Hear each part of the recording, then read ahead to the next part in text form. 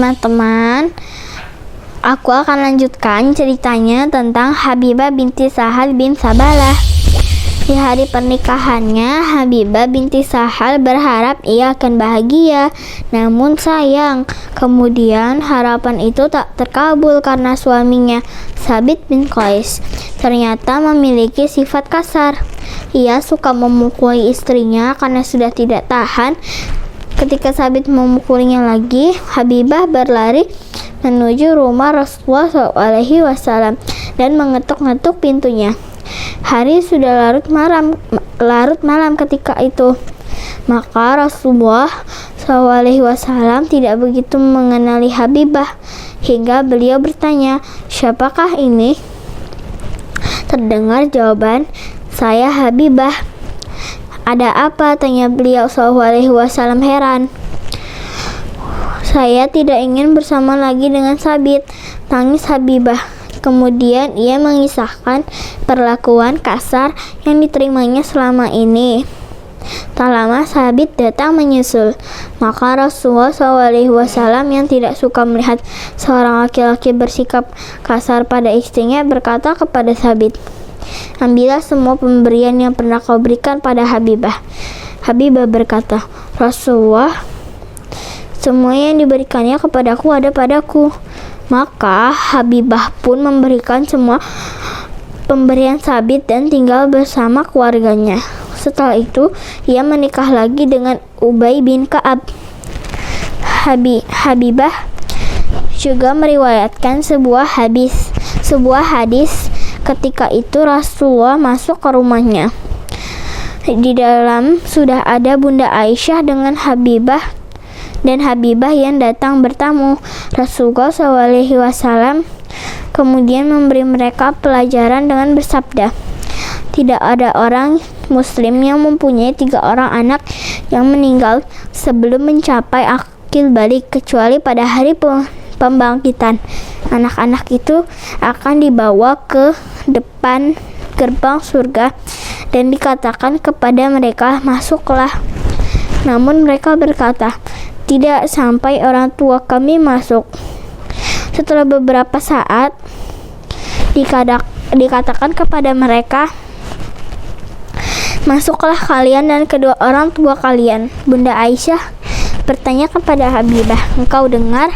Habibah mengangguk penuh rasa syukur dan menjawab, 'Iya.' Teman-teman, itu saja ya ceritaku.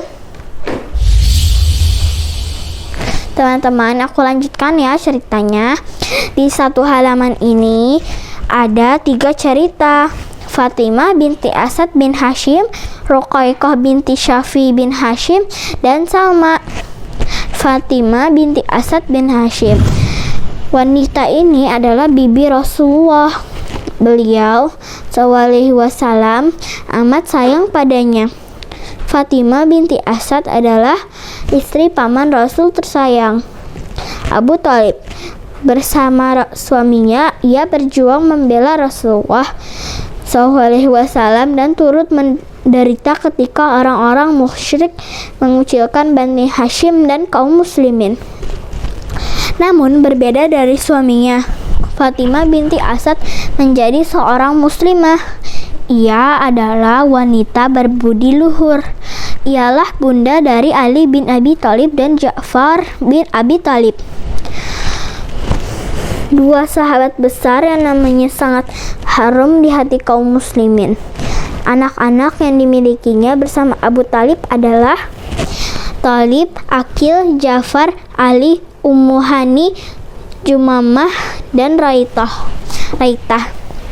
Rasulullah SAW sering mengunjungi bibinya tersayang itu dan menghabiskan tengah hari dengan beristirahat di rumah Fatimah binti Asad, Ruqayyah binti Syafi bin Hashim.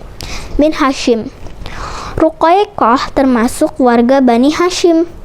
Jadi ia berasal dari suku yang sama dengan Rasulullah SAW. Bani Hashim adalah keluarga yang hangat dan sayang pada anak-anak. Ruqayyah mengisahkan masa kecilnya yang bahagia.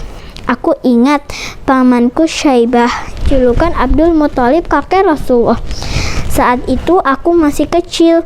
Muthalib bin Abdul Manaf, paman Abdul Muthalib, mengunjungi kami dan akulah yang pertama lari kepadanya. Aku bergalayut padanya dan mengatakan kepada keluargaku bahwa dia datang. Ruqayyah memeluk Islam ketika kenabian datang. Ia sangat keras kepada putranya Makhramah sebelum anaknya itu akhirnya menjadi seorang muslim. Ketika orang Quraisy berkumpul untuk membunuh Nabi SAW di malam hijrah, Ruqayyah lah yang datang memperingatkan Rasul akan bahaya itu. Salma adalah hamba yang dibebaskan Rasulullah SAW dari perbudakan.